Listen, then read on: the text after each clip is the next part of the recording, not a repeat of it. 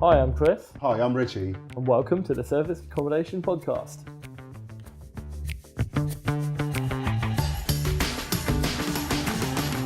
Today we're going to be talking about maximising your winter revenue. And that can cover quite a few different areas of your business, really. Yes, it can. Yes, it can. Yeah. We've been talking about that quite extensively in the boardroom groups over the last few months. But I think one thing that's come out of it is there's probably three areas which are the low-hanging fruit, if you like, the easiest areas, which will have the biggest impact on maximising that winter revenue. Yes, yeah. And the three highest value areas we looked at was revenue management. Yeah. What was the second one, Chris? Listing optimization, wasn't it? Absolutely. Optimising your listings. Yeah. And finally, contacting previous guests. Low-hanging fruit, as we so call it. Low-hanging fruit. Mm-hmm. So generally, the biggest reason for not getting enough bookings over winter is because people aren't dynamic enough with their revenue management, isn't it? Yeah. Could you please elaborate a bit more on dynamic, as in what you mean by that? Well, as in making changes. Okay. So you can't expect the market to behave in the same way over winter as it does in the spring or summer months. It's a very different market, and as a result, you need to react differently with your revenue management. So you're proactively making changes as opposed to reactively, yeah? Doing it, yeah. Okay. Absolutely, and cool. Anticipating and making changes in advance, like you say, proactive. Thank you. But I think the biggest misconception around revenue management is that it's all about pricing. And while that is arguably the most important element of revenue management, there's also a lot of different factors involved in it. And we're going to discuss those a little bit now. But before we do, I think the most important concept to understand around revenue management is that you're talking about selling a product on a market. Yeah, and the basics of supply and demand will always apply when you're doing that. Now, when we tend to think of an area, we tend to think of it as one market. Yeah, okay. One market which we're selling our properties on for short stays. But actually, it's a lot more complicated than that. So you imagine that if we break down our home Southampton market as an example, then if you're talking about 7-night stays for groups of 5 people, that's one particular corner of the market, if you like. Whereas if you looked at 2-night stays for 3 people, that's actually a separate market, and to some extent they can operate independently from each other. Yes, they're not in direct competition, are they? So no, exactly. Different markets, yeah. Exactly. So they're separate markets, but together they form an overall market within an area. And if you think about it, the larger the number of people, the longer the stay, the less people there are actually going to be staying during that time. Yeah. So for me, the most important concept to understand around revenue management is that when things get quiet, you want to drop down the markets that you're looking at to the ones which get more bookings. Yeah. So for instance, over summer, it might be more profitable to be looking for 4 or 5 night stays for 3 people or more. Yeah. And that's the ideal kind of avatar for your business. It's the type of booking that you're looking for because that's going to be very highly profitable. But there simply might not be a lot of those bookings over winter. In which case, while price drops may be part of it, it's not strategically what you're trying to achieve. What you're strategically trying to achieve then is to say, okay, if there's not enough bookings in that market to make it full, let's maybe drop down to targeting 2-person, 2-night bookings, because there's so many more people staying there that are actually a lot more likely to get those bookings. Yeah. So I think if we understand that as a concept around the market, then it really guides our kind of activities on a strategic level. So what you're saying is more about dynamic pricing. So yeah, proactively changing your pricing, proactively appealing to different markets. So dropping down to the bigger kind of market, so to speak, isn't it? Yeah.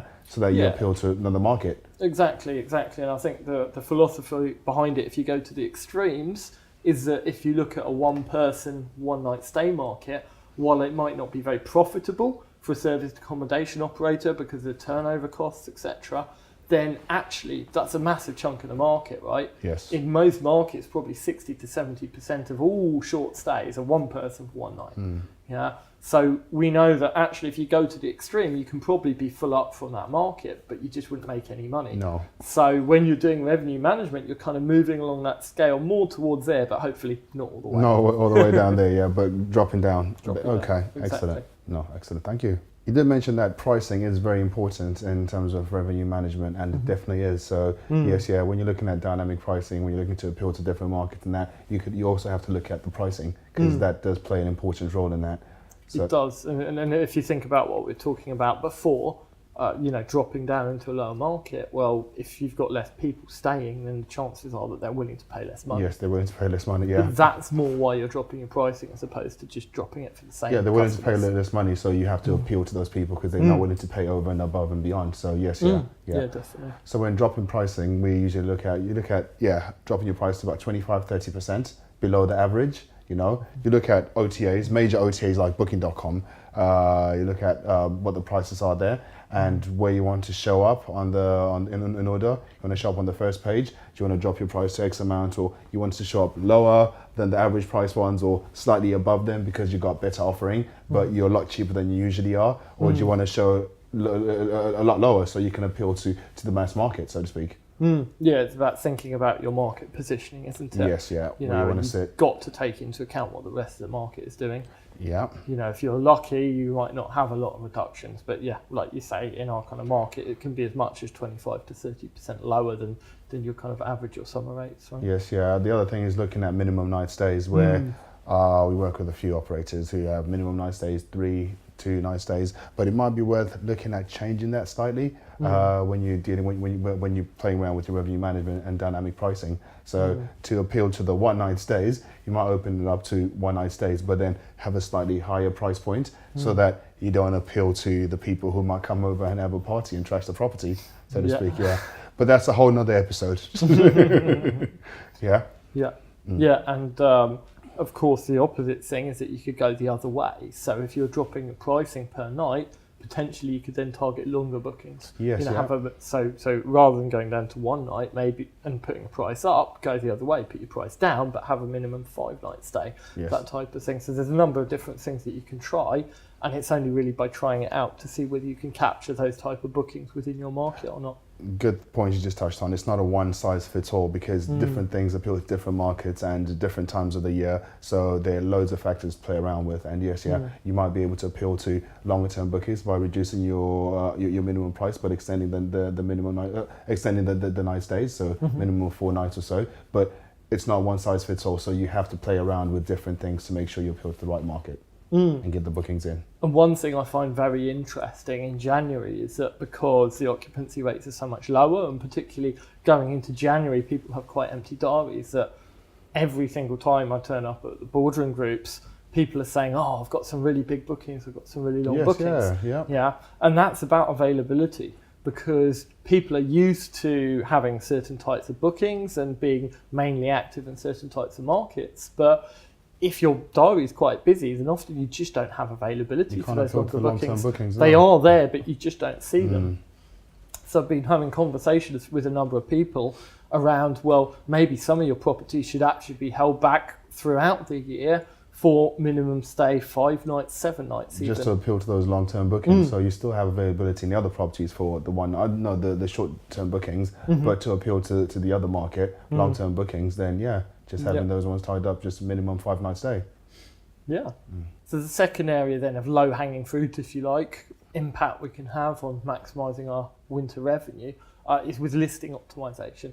And we're predominantly thinking about Booking.com and Airbnb here as the 2 biggest platforms, the biggest generators of bookings, but equally this applies to any other OTAs you might be listed with as well. And I think it's very important that we actually break this down from a marketing point of view into 3 different areas. And the first area is visibility. So it's when people are searching, is my listing showing up? The second area is click-through. So are people actually clicking on that listing when they're seeing it on the search results? And the third area is conversion. If they're coming through to my listing page, are they actually booking my property? Are they booking your property, or are they clicking through and are they eventually booking your property, so you're converting it to a sale? So first is visibility, and first we'll start with location. And you can't up your property, just pick it up and move it elsewhere. So it's location, so choose your locations wisely. Where you want to actually set up a property, where you want to have a serviced accommodation property, choose that wisely. Because once it's there, you can't move it. Second one is facilities, and I see this has a massive impact on sites like Airbnb, where they're constantly updating their system, they're constantly changing. So you need to stay on top of it, or have someone to stay on top of it, because if you don't take certain facilities, like a few months ago, they updated things like Netflix, and that wasn't there before. And we're like, oh, we've got Netflix in all our properties, but we hadn't ticked that. So little things like that will optimize your listing and make you appeal to the right kind of market. Yeah. And actually, Booking.com spoke at our Christmas party, Yes, didn't they? did, yeah. And what they said was that 25% of all the searches actually use filters.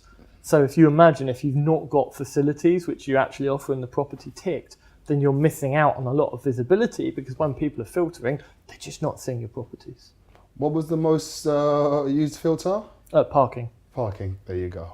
Yeah. So the other thing we look at is listing. So is your property score 100% on Booking.com?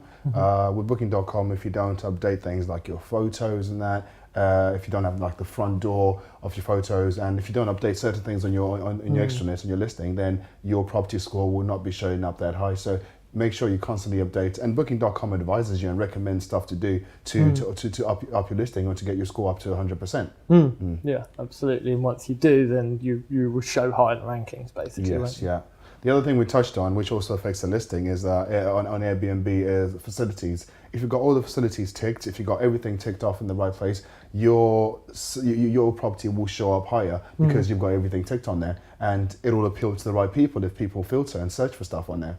Yeah, and I think the other thing with Airbnb is that if you're regularly updating your listing anyway, whether that's tweaking photos or the copy on there and the facilities, then they also recognise that and will boost you in the rankings. Yes, yeah, they update. Yeah, they appreciate that you're constantly updating. Yeah, and the other thing is pricing. Is your property showing up on the first page when you search? Is it showing up on the second page and on the third page? If you sort by price, cheapest, the most expensive, you got to make sure that your property shows up somewhere, somehow. Yeah, because without the price being in the right kind of range, you're just not going to get any initial visibility, which means people are never going to book. You don't want to be on the 15th odd page. Whoever goes to the 15th page, I mean, seriously, I'd like to find you. So once we've made sure the property does have good visibility on the OTA, the next factor to consider is, are people clicking through to our listing? Yeah. So Airbnb, we have fairly limited kind of information shown to people. Some of what we'll say here applies and some of it doesn't. But if we focus on Booking.com for now, just because that's probably got the most amount of factors on it. Yeah, so one of the big ones really is a review score, isn't it? Yes, yeah, that is important. You, but like when I go and book somewhere, the review score is a big important factor in terms of how I evaluate the property. Yes, right? yeah, that's the filter I tend to use. Reviews.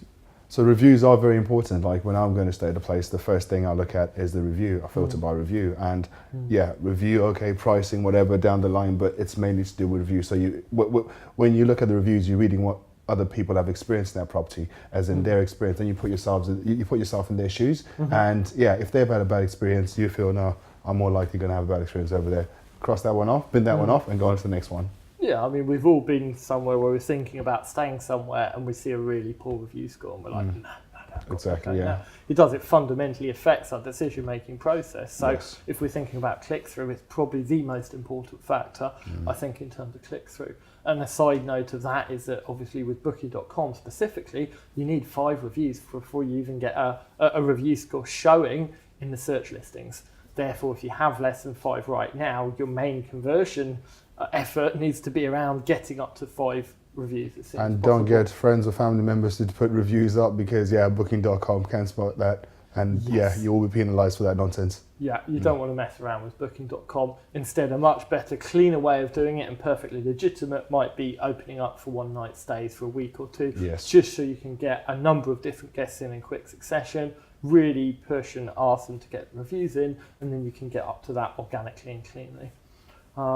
So obviously the review score is very important, but I think a lot of the time it's a balance, isn't it, between price and review score that people are looking at? Yes, it is. Yeah, it is. Where you get the good review on there, and then you think, okay, right. Then you look at price, but this is very expensive. So it's a mixture of both. Where you might be able to lower down your expectations in terms of review based on the price. So it's a balance of the two. 100% with you that. And those are probably the 2 most important factors. Yeah. But very closely behind is actually the featured photo, because while we're mainly taking the review as the gauge, as an end user in terms of how good the property is. At the same time, if there's a really nice photo, we're like, ooh, I'm visually curious. Straight away. It creates curiosity. It's like, wow, I want to see what this place is like. It draws you to it, and it draws you to then look at the other picture. Even if the other photographs aren't as great, but that feature photo has to be exceptional and draw someone's attention. Yeah.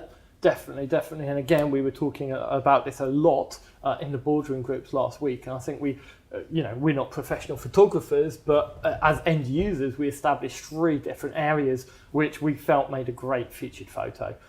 So the first was spaciousness, because a lot of the time we're competing with hotels. So, if we can, we want to show off the spaciousness of the property. The second was quality. So we want to show off the quality of the accommodation and show that actually you're getting real high quality stay when you stay in the property. And the third is colour. I think it's really, really important, because actually it's the first thing which jumps out at you, isn't it? Yeah. If there's a nice colourful photo with a nice colour balance, maybe you've got the sofa in one colour, you've then got some cushions in another colour, you've maybe got a painting behind popping out a bit.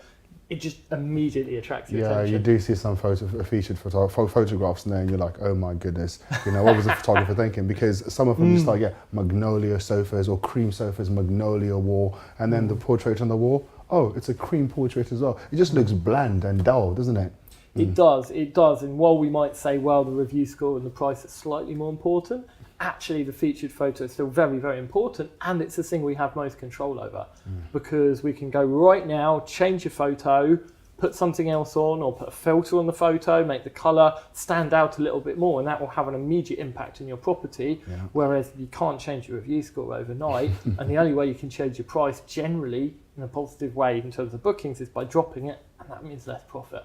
So actually the featured photo is probably the thing we have most control over right now in order to go and get more bookings.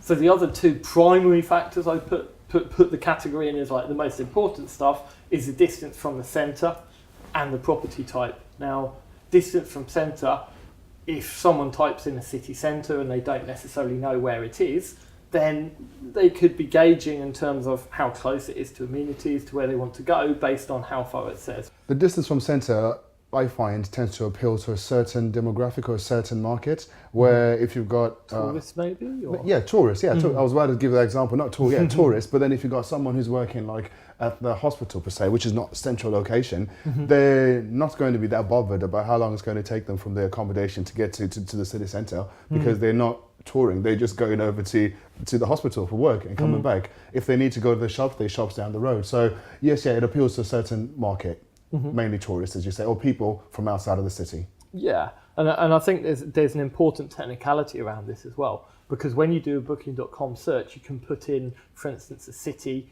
might be London, or you might be an area like Camden, for instance, but actually, if you're going to an area for specific things, so you mentioned a hospital, you can actually put the name of that hospital into Booking.com, and then when the search results come up, actually the distance from centre is the distance from the thing that you're searching for. Now, actually, a good proportion of people are searching for a specific place when they search on Booking.com, and this is where it will particularly come in handy, isn't it? Because if you're searching for the hospital, then the distance from centre that comes up is the distance from the hospital, and it's going to be particularly relevant to you. Yes. So another thing which can have an influence on it is actually the property type. And while for a lot of people it's fairly straightforward, e.g. apartment, if you're doing serviced accommodation by the room, then there might be a question mark about, do you mark yourself as a guest house or something else? How do you kind of set that expectation around it?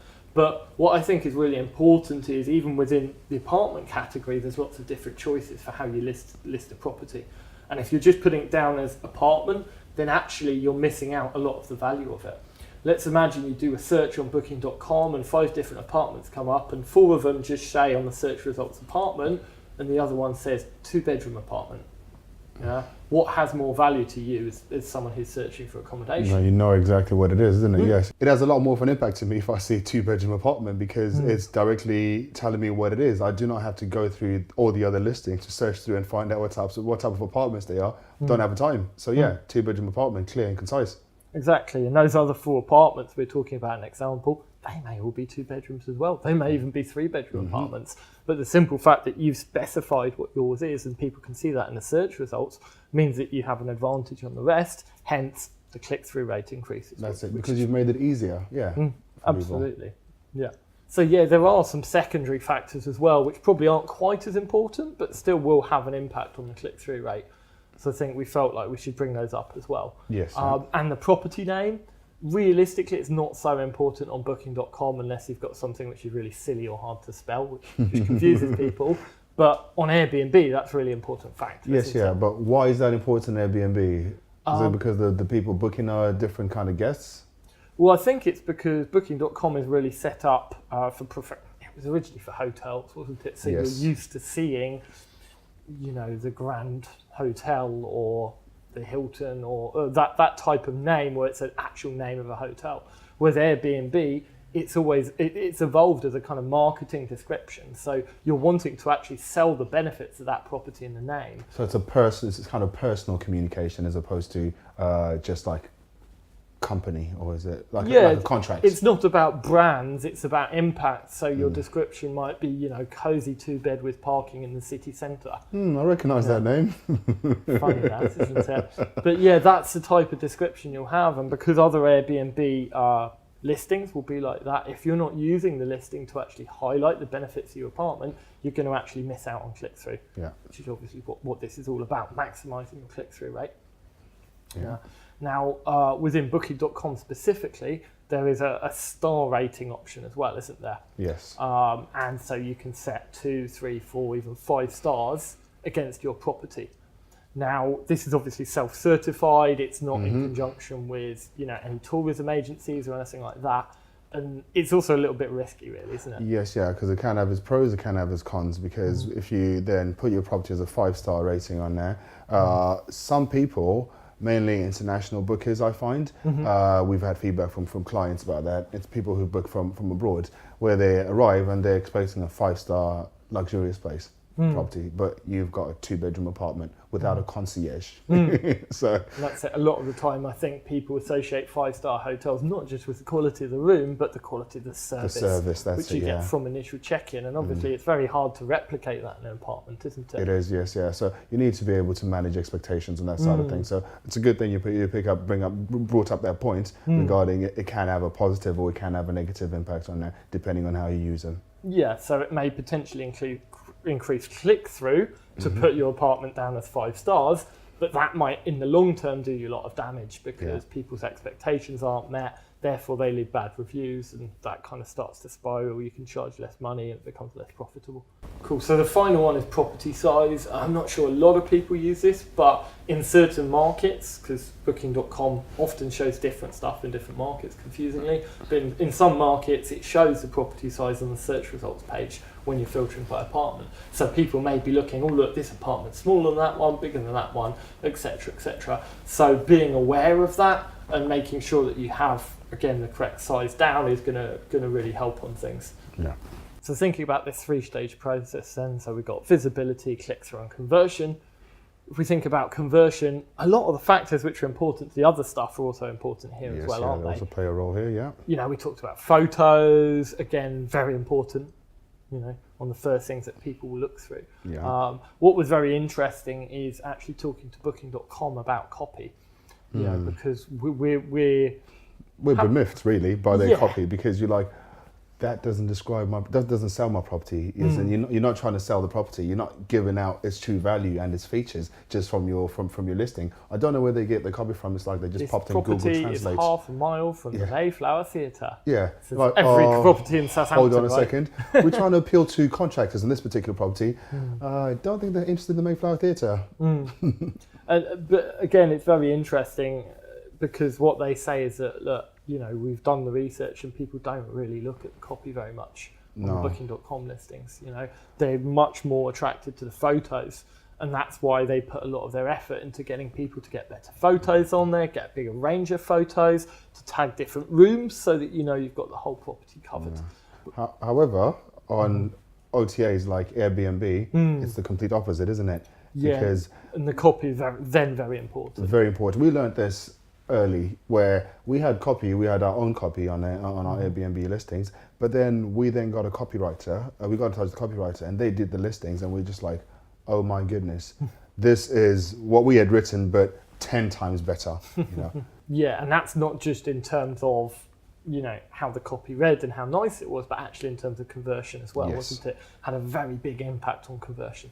Yes, yeah. When we talk about 10 times, we're talking numbers. So yes, yeah, it's all about the conversion at the end. Absolutely. So again, like we talked about before, reviews are going to be a very important part of conversion. But once people are actually on your listing, then it's not just about what the score is anymore, but what people are specifically saying. Yes, yeah. Yeah, and particularly with Airbnb, right, people will actually go in and they'll read the reviews. Oh, they will. To get a feel for the property. Yes, yeah. Mm-hmm.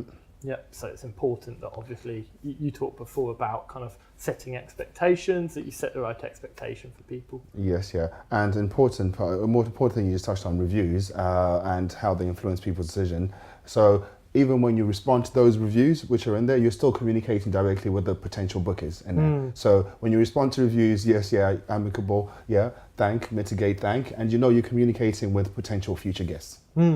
Absolutely, that almost forms part of your copy on your page, doesn't it? Yes, it does, it's what people read, which will convince them to either book or not book. It's a very important part. Yeah. So conversion, again, more stuff we've talked about, facilities and amenities, very important, specifically if people are looking for things, you know, they might be traveling with a young child and be looking for a travel cot or baby facilities. A hot tub, as I usually do. Or a hot tub if you're going for a leisure stay like Ritchie. But, you know, making sure you've got everything on there, which the property offers, is really important from a conversion point of view. Now, there's a few specific things which work very well for Booking.com, one of which is the host information. Now, it's a relatively new feature. I think it's probably about 12 months old now. But the real significance of the host information is it's the one place on your Booking.com listing, where you can actually put in personalised copy. You're actually in charge of the copy that goes on there, as opposed to Booking.com just put in there. Gump. Yes. Exactly. So that's really important. You don't just use it as host information, but you actually put some really good high quality copy on there, so that if people do read it, and there'll be a large chunk who don't, but those who do read it, get emotionally invested in the property and really want to come through and book. Yeah. Because, you know, talking about copy before, that's what good copy does, doesn't it? It builds emotion, and we know that purchasing is an emotion-based decision. Yes. So that's why it can be really effective. Now, a couple of things that we've kind of added to our listings over the last year or so, which we were surprised we were allowed to do, but actually we haven't had any complaints from either Booking.com or Airbnb. We checked with them and they said it was okay. Yeah. Absolutely. So that is taking our photos, adding our logo to the bottom, and also having what we'd call a property walkthrough. Yes, it's the equivalent of kind of having a guest come round and view the property beforehand, isn't it, Ritchie? Yes, it is. Yes, yeah, because you're communicating with the guests. With copy as well at the bottom of the photo. So, what we used to find, and this came about where we had a problem with our Super King beds, because you can split the beds in some of the properties and make them zip-in links. But then there was no way to put this in Booking.com because we're not in charge of the copy. So we would just have Super King, and then we'll have 2 single beds in the other room, so that, one bed will be joint and the other one will be 2 singles. But then you actually have the opportunity on there to let people know that this is a Super King bed that can be split into two single beds, you know, so they know that they've got the option, as in when you're saying it accommodates X amount of people, they've got the option, as in coming in as a couple or 2 people who work together, they can still sleep on the same bed separately, 2 single beds as a zip and link, or as a couple as a Super King bed. So it's little things like that. But you are communicating directly with the guests, as in, Yeah, that's it, and that's how it came about. I think it's worked really well for that. But like we say, the way that we go about that is, imagine you've got a guest with you, you're taking them through the house, and think about what you want to show them. You know, here's the kitchen, it's got all the cooking facilities you need, including pots and pans, plates, cups, saucers, cooking utensils, everything. You know, here's the living room. We've got a nice comfy sofa bed here. 55-inch smart TV. Of course, mandatory. Mandatory. And, you know, and so forth and so forth going through the property. The dining chairs, and then, you know, it's like you're actually walking through. Good point. You're walking through stuff from the kitchen, the living room, walk through the whole way, everything on, and then the bedrooms, the bathroom, the toilets, you walk in through the property. Yeah, like a virtual tour. Virtual tour, exactly. And if you're doing that and your competitors aren't, then actually you've got an advantage. Yes, yeah. And because you're going on a virtual tour with people, they're more likely to stay on your listing and actually click through the photos and actually see more. Because the number of people who click on 1, 2, 3 and then move away, go to another one that they've opened up with another tab. But if you take them on a virtual tour, you bring them on that journey. You're taking them on that journey with you, and they have more chance of going through the property, all the photos, and better chance of conversion.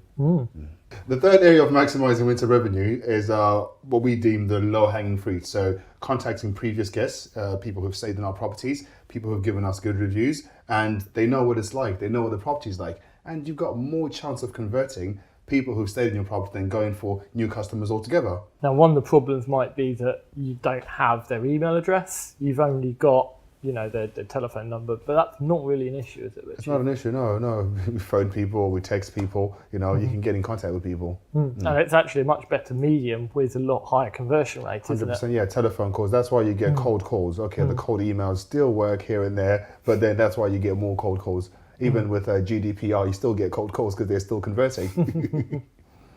It is, we've talked about it many times on the podcast, it's just one of the fundamentals of marketing. It's much, much, much cheaper to go out and get an existing or previous customer to come and stay again than it is to go out and get a new one. Definitely, yes, yeah. It works in all industries, yeah. It's easier to convert people you've worked with or to sell more to people you've worked with who bought from you before. They trust, know and like you. So, yes, yeah. So that's 3 nice, I wouldn't say easy, but those are the 3 probably easiest ways, highest value ways that you can then go and maximise your winter revenue. There's lots of other things we could have talked about direct bookings or, putting offers on or that type of thing. But I do truly believe that if you do these 3 things, you're going to see a very big difference. So while there's lots of other things we could have talked about, like for instance, direct bookings, I think that these are definitely the 3 areas where you can have biggest impact on your winter revenue right now. And that's through revenue management, optimizing your listings, and contacting previous guests. Yes. Thank you very much for watching and listening to this episode. If you like anything you heard or seen today, please leave us a review on iTunes or anywhere else you watch or listen to the podcast.